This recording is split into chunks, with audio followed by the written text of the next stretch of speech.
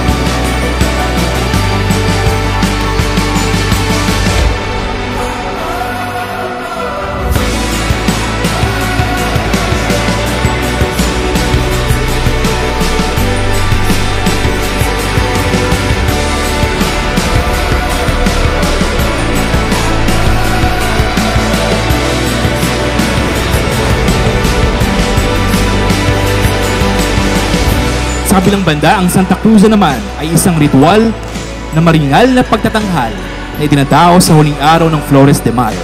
Ito naman ay paggunita sa paghahanap at pagkakatagpo ni Reina Elena at ng kanyang anak na si Constantino sa banal na krus mula Jerusalem.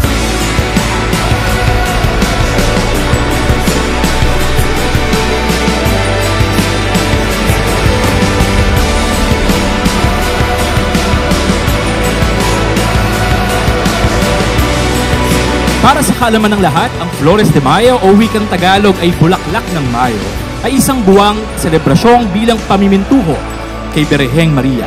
Ito ay pagpapakita ng malalim na debosyon kay Birhen Maria sa pamamagitan ng pagdarasal, ng rosaryo at pag-aali ng bulaklak bilang bahagi ng pagninilay at pagbibigay-pugay.